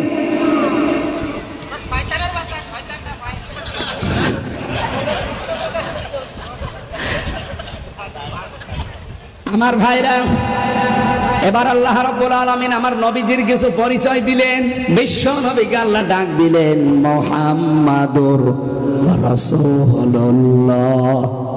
জবান খুলে দিয়ে কোরআনের আয়াতটা পড়েন, মুহাম্মাদুর যাদের জবান আছে, যেহেতু কালেমার শেষ অংশ এটা, একবার পড়লে প্রতিটি অক্ষরে 10টা নেকি হয়ে যাবে। জবান খুলে একেবারে মন খুলে বলেন মুহাম্মাদুর والذين معه أشداء على الكفار رحماء بينهم। রব্বুল আলামিন বলেন, আমার নবী মুহাম্মদুর রাসূলুল্লাহ আমার স্বীকার করা, আমার স্বীকৃতি দেওয়া, আমার এই নবীর সাথে যদি কেউ থাকতে চায়, কেউ যদি বলে আমি নবীর উম্মত, কিয়ামতের দিন নবীর সার্টিফিকেট ছাড়া, সই করা ছাড়া, তার সিগনেচার ছাড়া কেউ জান্নাত বলেন বলেন। এখন আপনি যে তার সাথে আছেন তার প্রমাণ কি? 5টা। আপনি এবার মিলান তো, 5টা আপনার ভেতরে আছে কিনা? 1 নম্বরে আশিদ্দাউ আলাল কুফার, কাফেরদের প্রতি আপনি হবেন ভয়ঙ্কর। আজ তামাম পৃথিবীর মুসলমানেরা এই জন্য আহ্বান জানাচ্ছে, কাফেরদের শক্তি যত থাক, ইন্না কায়দার শাইতানি কানা দাঈফা, ওগুলো একেবারে দুর্বল। 200 কোটি মুসলমান যদি আবারও দাঁড়িয়ে যেতে পারে, ওদের মাকড়সার জাল সব ছিন্ন ভিন্ন হয়ে যাবে। আল্লাহ রাব্বুল আলামিন বলেন কাফেরদের প্রতি কঠোর হওয়া লাগবে, যেহেতু এখন বয়কট চলছে। এই জায়গায় সব দলমত নেই, নবীর উম্মত আমি এই জায়গায় কড়া। বলেন বলেন বলেন, সব জায়গায় এটা করা হওয়া লাগবে। বাংলাদেশ না, সারা বিশ্বের মুসলমানকে বলছি, ইসরায়েলের পণ্য বয়কট করা এখন ইমানের দাবি। কারণ আমরা কাফেরদের প্রতি কড়া হতে চাই। কাফেরদের যত অনুষ্ঠান আছে সব বয়কট করা লাগবে। এই যে নাচ গান হয়, এটা মুসলমানের অনুষ্ঠান না কাফেরদের? কোথায় পেয়েছেন ভণ্ডামি? আরো নিজেরা যে আনন্দ করে, কেন মুসলমানের আনন্দের দিন নেই? কোনটা? ঈদুল আজহা, ঈদুল ফিতর। মুসলমানের আনন্দ যত আছে সব দেখবেন আগে ত্যাগ, এরপরে ভোগ। আর কাফেরদের যত অনুষ্ঠান আগে ভোগ, এরপরে ত্যাগ। আন্তর্জাতিক সাম্রাজ্যবাদী যারা, তারা আমাদের পকেটের টাকাগুলো খসিয়ে নেওয়ার জন্য এই ব্যবসা নামক এই দিবস বানিয়েছে। সুতরাং 1 বৈশাখ বিশ্ব ভালোবাসা দিবস, ইংরেজি প্রথম নববর্ষের দিন জানুয়ারির 1 তারিখ সহ যত দিবস আছে সব দিবসে ওরা আমাদের পকেটের টাকা বের করার জন্য বানিয়েছে। এই কথা বলেন না কেন? আপনি হিসাব করে দেখেন, 1 বৈশাখে খাবো খাবো, নেব নেব, তাছাড়া দেব দেব আছে নেই। কিন্তু ঈদুল আজহায় আপনি বিশাল গরু কিনলেন 2 লাখ টাকার, নিজে খাবেন, আনন্দ করবেন, হবে না। আগে জবাই করে গোশত গরিবকে দিয়ে আসেন, গরিবের ছেলে মেয়েরা ওইটা পাবে, রান্না করে খাবে, হাসবে। এই হাসি দেখে আপনি হাসবেন। তার মানে ঈদুল আজহার শিক্ষা হচ্ছে আগে ত্যাগ, এরপরে ভোগ। ঈদুল ফিতরেও তাই গেল, 1 মাস রোজা রেখে আপনি খাবেন, হবে না। আগে সাদকা দেন, আগে ফিতর দেন, আগে যাকাত দেন, আগে দান করেন। এক কথা বলছেন না কেন? আপনার ফেতরা পেয়ে গরিব মানুষ চিনি সেমাই কিনে আনন্দ করে খাবে, ওর হাসি দেখে আপনি হাসবেন। এই জন্য সাদাকাতুল ফিতর সবার জন্য এক না। এই নড়াইল জেলার জন্য কত ছিল? 100। কে বলেছে আপনাকে? সবার জন্য 110 না। সাদাকাতুল ফিতর যে যেই মানে আছে তার জন্য ওইটা হবে। আমাদের এই যে পাশের জেলা খুলনা, এই খুলনার যারা দায়িত্বে, খুলনা যশোরের আকিস গ্রুপ, ওনারা যদি 110 টাকা হয়, ও ইয়ার কি মারা হবে না? ওদের তো এক একজনের ফেতরা দেওয়া দরকার অন্তত 1 কোটি টাকা করে। এই যে স্যার 5 তলা বাড়ি যশোরে ডাইল মিলের কাছে, ও যদি 110 টাকা দেয়, ওই একটা ইয়ার কি করবে না? ওনার তো ফেতরা দেওয়া দরকার অন্তত 50,000 টাকা করে। উনি নিজে চাকরি করে, ওনার বউ চাকরি করে, ওনার 5 তলা বাড়ি, গ্রামের বাড়ি, বাটে জমি জায়গা, দেখছেন এরকম, ভেতরে মাল ভরা। এই সারে যদি বলে এই 110 টাকা, ওই যে পুলিশ বসে আছে, ওই পুলিশ 110 টাকা নিলে মেনে নেওয়া যায়। বেতন কয় টাকা? আকিস গ্রুপ 110 টাকায় হবে? কত দেওয়া লাগবে? ওনার স্ট্যাটাস অনুযায়ী যদি 5 কোটি দেওয়া লাগে, হ্যাঁ, ওনার সামর্থ্য থাকলে তাই দেবে। এই জন্যে আমাদের দিবসগুলোতে আগে ত্যাগ। আর ত্যাগ কেন? গরিব মানুষ খাবে, আনন্দ করবে, হাসি দেবে, ওই হাসি দেখে আপনি হাসবেন। তাহলে আমাদের আনন্দের বিষয়গুলো আগে ত্যাগ, এরপরে বলেন বলেন। কাফেরদের কোন অনুষ্ঠান যতগুলো আছে এগুলোর প্রতি কড়া হওয়া লাগবে, কঠোর হওয়া লাগবে। এই যে শিরিক বেদাত যারা করে বিভিন্ন মাজার তুলে কবর বানিয়ে, এগুলো তো কাফেরদের অনুষ্ঠান। কোন জায়গায় পেয়েছেন কবরে সেজদা দেওয়া লাগবে? বিশ্বনবীর মতো এত বড় দামি কবর আছে? আমি নিজে গিয়েছিলাম 16 সালে, এভাবে শুধু মোনাজাত করেছি, পুলিশ আমার হাতের উপরে এভাবে বাড়ি দিয়ে বলছে যান। কেন? আচ্ছা কি চান আপনি? আপনার কিছু চাওয়ার যদি দরকার থাকে কাবা শরীফের দিকে মুখ করেন, আল্লাহর কাছে বলুন। রাসূলুল্লাহর কাছে আপনি কি চান? চিন্তা করেন, একটা পুলিশের ইমান রাসূলুল্লাহর কাছে চাওয়া জায়েজ নেই, আর কবরে আপনি যে পড়ে আছে ওর কাছে বলছেন আমারে ছেলে দিন। ওকে ছেলে বানিয়ে দেবে আপনারে? কিছু মানুষ আছে, কিছু পীর ফকিরের কাছে, মাওলানার কাছে যে বলে হুজুর বহু কিছু করেছি, কিছু হচ্ছে না, এখন আপনার শেষ ভরসা পানি পড়ে দিন, আপেল পড়ে দিন, তেল পড়ে দিন। সেদিন বগুড়ায় একজন এসেছিল আমার কাছে, এসে বলছে হুজুর এই আপেলটা পড়ে দিন। আমি সূরা ফাতিহা পড়ে ফু দেবো, হঠাৎ আমার কানের কাছে মুখ নিয়ে বলছে হুজুর এমন ভাবে আপেল পড়বেন যেন ছেলে হয়। আমি আপেল ফেলে দিলাম। হুজুর আপেল কই? ফেলে দিয়েছি। আরে ভাই, আপেল পড়ে যদি ছেলে হইতো আমার 3টা মেয়ে হইতো না। আপনি দরকার হয় আমারে আপেল পড়ে দেন, আমি ম্যাডাম রে খাওয়াই। এত আপেল পড়ায়, এত পানি পড়ায়, তা পরপর 3টা মেয়ে, আর আপনি এসেছেন আমার কাছে আপেল পড়ি ছেলে হত। কি বিশ্বাস মানুষের দেখলেন? না, ছেলে মেয়ে এটা দিতে পারে শুধুমাত্র পীর সাহেব। কে বলেন? বলেন কে? এরকম যত অনুষ্ঠান আছে মাজারের নামে, কবরের নামে, এই সমস্ত ভণ্ডামিগুলো সব গুড়িয়ে দেওয়া লাগবে। নবীর উম্মত আমরা যারা বিভিন্ন জায়গায়, এগুলো আমরা দেখেছি। মাজারের নামে ব্যবসা করে খাবেন আপনি, মানে নিজে ব্যবসা করে খান। মানুষকে কেন আপনি শিরিক আর বেদাত দিয়ে ইমান ধ্বংস করান? রহমা ও বাইনাহুম, নিজেদের ভেতরে পরস্পরে রহম দিল হবে তারা। আজ আমাদের ভেতরে এটা নেই। আর শাশুড়ি যদি মনে করেন যে আমার পুত্রবধূর সাথে আমি ভালো ব্যবহার করব যেন আমার ছেলেটা একটু শান্তিতে থাকে, তাহলে কিন্তু সংসারটা অনেক সমান্তরাল হয়ে যায়।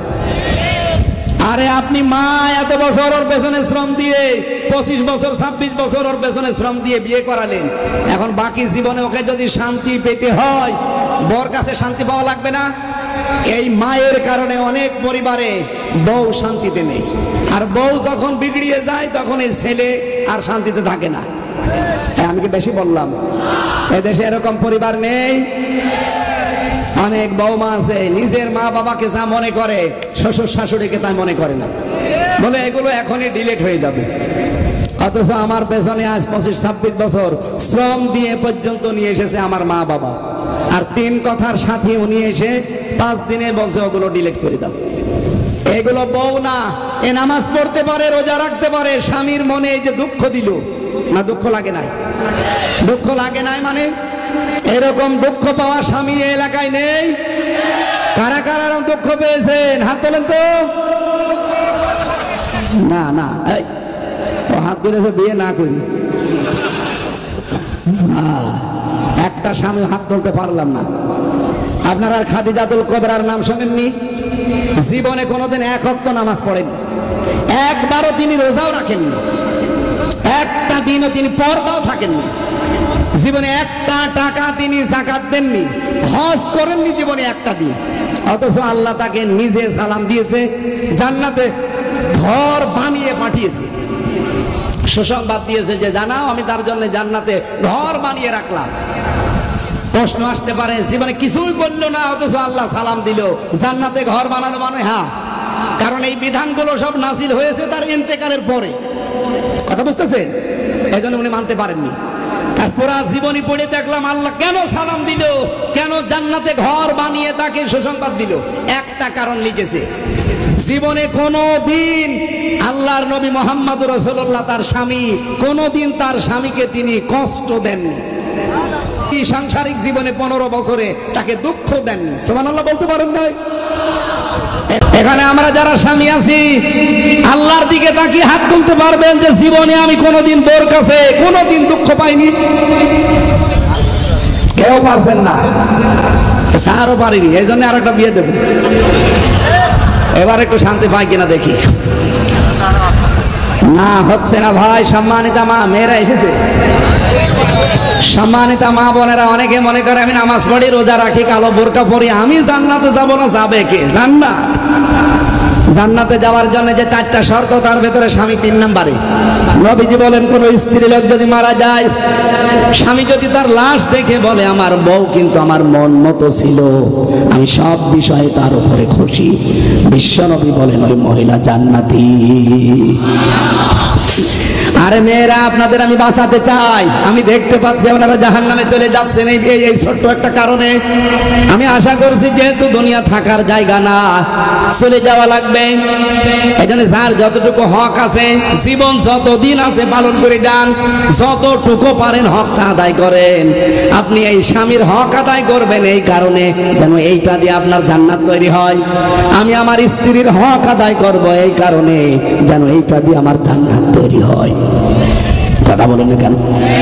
আর অহম রক্ষাং সচ্চাদা, তাদেরকে আপনি দেখতে পাবেন রুকু অবস্থায়, সেজদা অবস্থায়। বাংলার মুসলমানেরা, নবীর উম্মত হতে হলে রুকু দেওয়া লাগবে, সেজদা দেওয়া লাগবে। কোথায়? মাজারে। কোথায়? মসজিদে। পুরা জমিনটাই মসজিদ, যেখানে আপনি সেজদার সময় পাবেন সেজদা দিয়ে দেবেন। মসজিদে যাওয়াই লাগবে, যেতে যেতে জামাত শেষ হয়ে যাবে, দরকার নেই। আপনি যদি সুযোগ পান এমন জায়গায়, ওযু থাকলে ওযু করে দেবেন, ওযু না থাকলে তায়াম্মুম করবেন, সিস্টেম না থাকলে বিনা ওযুতে সেজদা দিয়ে দেবেন। সেজদা মাপ নেই। নবীজি বলেন, কোন মহিলার যদি সন্তান দুনিয়ায় আসে, মাথা বের হয়ে গেছে, প্রথমে পানি দেখা যায়, এরপরে রক্ত, এরপরে মাথা। যদি পানিটা দেখা যায় লজ্জাস্থানে, এই অবস্থায় যদি মনে হয় যে নামাজের সময় হয়ে গেছে, এই মহিলাকে তোলার ভেতরে বিছিয়ে দাও আর বলো যে নামাজ পড়। এত দামি সেজদা। আর আমরা চার দোকানে বসে গল্প করতে করতে আসরের নামাজ পড়ি না। দাঁত মুখ খুলে ফেলা লাগবে যদি ইসলাম থাকতো। বলেন, ইবতাগুনা ফাদলাম মিনাল্লাহি ওয়া রিদওয়ানা।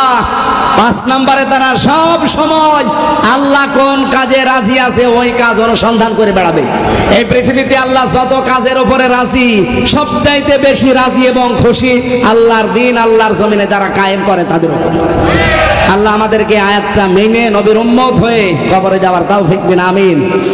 আমার কণ্ঠ আর পারছে না, আজকের মতো মোনাজাত করছি আপনাদের নিয়ে। আগামীতে এই যে পাশে 4-5 কিলো দূরে অভয়নগরের ভেতরে একটা মাহফিল নিয়েছে একটা ছেলে, মানে 16 তারিখে ওখানে আপনাদের দেখা হবে। ফুলতলা বাজার ময়দানে একটা মাহফিল আছে অধ্যাপক মিয়া গোলাম পরোয়ার সাহেবের মাধ্যমে। আর 5-7 দিন পরে, না মনে হয় 10-12 দিন পরে দেখা হবে আবার ইনশাআল্লাহ। আল্লাহর কাছে আমরা কিছু চাইবো এখন, ফিলিস্তিনের জন্য দোয়া হবে। বসেন। আমার লিখিত বই আছে মেয়েদের উপরে, পারিবারিক জীবনে অশান্তি কেন হয়, এটা শান্তি তৈরি করার জন্য কি কি করা লাগবে। আমি জেলখানায় লিখেছিলাম, এখানে মনে হয় গাড়িতে আছে। গাড়ি কোথায়? এই যে গাড়ি এখানে। এখান থেকে আপনার মেয়ের জন্য, মার জন্য নিয়ে যাবেন যাবার সময়। আল্লাহুম্মা গফিরলি ওয়ারহামনি ওয়াহদিনি ওয়াফিনি ওয়ারযুকনি ইয়া রাব্বাল আলামিন।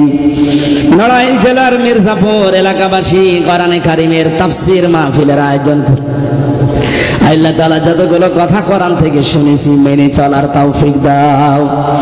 সওয়াব যদি দিয়েই থাকো নবীজির রওজায় বসিয়ে দাও। যত মানুষ মাটির নিচে ঘুমিয়ে আছে এদেরকে তুমি জান্নাত দিয়ে দাও। বিশেষ করে এই মির্জাপুর এলাকায় কত মানুষ মাটির নিচে ঘুমিয়ে গেছে। গতকালকেও একজন এলাকার সুনামধন্য মানুষ কবরে আছে, তাকেও তুমি মাফ করে দাও রব্বুল আলামিন। ফিলিস্তিনের কত ভাই বোন, এই পৃথিবীর নিকৃষ্ট জাতি ইহুদিদের হাতে তারা জীবন দিয়ে শাহাদাতের পেয়ালা পান করেছে। আল্লাহ এই মানুষগুলোকে শাহাদাতের সর্বোচ্চ মাকাম দিয়ে দাও। মসজিদে আকসাকে তুমি বাঁচাও আল্লাহ তাআলা। মোনাজাত করা ছাড়া এই জায়গা থেকে আমাদের অন্য কিছু করার মতো সামর্থ্য নেই। মুমিনের মোনাজাত তুমি জানিয়েছো এটা একটা হাতিয়ার। আর দোয়া ও মখলে বাদান, দোয়া ইবাদতের মগজ। বড় আশা নিয়ে তোমার কাছে আমরা হাত তুলেছি। ওয়াকালা রাব্বুকুম উদউনি আস্তাজিব লাকুম। তুমি বলেছো আমাকে ডাকো, আমি ডাকের সাড়া দেব। এজন্য বহু বড় বড় মানুষ নিয়ে, বহু নেককার মানুষ নিয়ে হাত তুলেছি। এখানে সম্মানিত সভাপতি আছে নাজমুল হুদা, প্রধান অতিথি আছে বিশিষ্ট শিক্ষাবিদ জনাব প্রফেসর আব্দুর রহিম, প্রফেসর জাহাঙ্গীর হোসেন সহ কত সম্মানিত শিক্ষিত ব্যক্তিবর্গ হাত তুলেছে। অনেক আলেম ওলামা পর্যন্ত হাফেজে কোরআন আমিন আমিন করছে। আমাদের মোনাজাতটা তুমি হাতিয়ার হিসাবে কবুল করো। ফিলিস্তিনের মুসলমানদের জন্য তুমি হামি ও নাসির হয়ে যাও। পৃথিবীর মানচিত্র থেকে অভিশপ্ত জাতি ইহুদিদেরকে তুমি হালাক করে দাও। আল্লাহ তাআলা মা বোনেরা যারা এসেছে এদেরকে খাদিজার মতো বানিয়ে দাও। এ মাহফিল বাস্তবায়নের জন্য যারা শ্রম দিল, একটা মানুষকেও তুমি খালি হাতে ফেরত দিও না। কোরআন প্রচারের জন্য যে যতটুকু কাজ করেছে আল্লাহ তুমি তার দিকে অতটুকু রহমতে গিয়ে দাও। আমাদের প্রশাসনের যে ভাইগুলো আজকে কষ্ট স্বীকার করেছে, আজকের পুরা দায়িত্বটা তুমি ইবাদত হিসাবে মেনে নাও। নিজেদের বাবা মা স্ত্রী পুত্র সন্তান আদি ছেড়ে বাংলার বিভিন্ন প্রান্তে বাংলার এই প্রশাসনরা দায়িত্ব পালন করে। নবীজি জানিয়েছে দুইটা চোখ জাহান্নামে যাবে না, একটা চোখ যারা জনগণের ইজ্জত আবরু জানমাল পাহারা দেওয়ার জন্য জেগে থাকে, আর একটা চোখ যারা জাহান্নামের আগুনের ভয়ে কাঁদে। বাংলার এই প্রশাসনরা এদেশের মানুষকে শান্তি স্বস্তি নিরাপত্তায় রাখার জন্য রাত জেগে জেগে বিশেষ করে আজকে কোরআনের মাহফিল পাহারা দিয়েছে। এই নড়াইল সদর থানার ওসি টিএনও এসপি ডিসি সহ যারা আজকে এখানে এসেছে প্রত্যেকটি প্রশাসনকে কবুল করে নাও। আল্লাহ জীবনের অভাবগুলো তুমি দূর করে দাও। প্রশাসনের উপরে বাংলার মানুষের এখনো যে ক্ষোভটা আছে আল্লাহ কিছু জালেমের কারণে এগুলো হয়েছিল, এই অবস্থাটা তুমি পাল্টিয়ে দাও। আমি তো দেখেছি কাছ থেকে তারা কি পরিশ্রম করে, যত পরিশ্রম তারা করছে আমি আবার প্রশাসনের উপরে দোয়া করি আল্লাহ তাদেরকে তুমি কবুল করে নাও। রব্বুল আলামিন অনেকে পরীক্ষা দেবে এসএসসি দাখিল, এদের পরীক্ষায় কামিয়াবি হওয়ার তৌফিক দাও। মাওলানা হোসাইন তার বাবা হারিয়েছে, তার বাবাকে মাফ করো। আল্লাহ তাআলা আমি নিজে অসুস্থ 3টা বছর, জালেমেরা জিন্দাহান খানায় আমি অসুস্থ হয়ে গেছি, আমারে তুমি শেফায়ে কামেলা আজেলা দাও। আগামীর বাংলাদেশ আমরা কোরআনের বাংলাদেশ দেখতে চাই, কবুল করে না। মরণ আসলেই যেন বলতে পারি লা ইলাহা ইল্লাল্লাহ মুহাম্মাদুর রাসূলুল্লাহ। আসসালামু আলাইকুম। ওই যে গাড়ি বাম পাশে আছে, কই গাড়ি চলে গেছে? ওই যে সামনে, ওখান থেকে আপনার মেয়ের সামনে মার জন্য নিয়ে যান, কাজে লাগবে ইনশাআল্লাহ।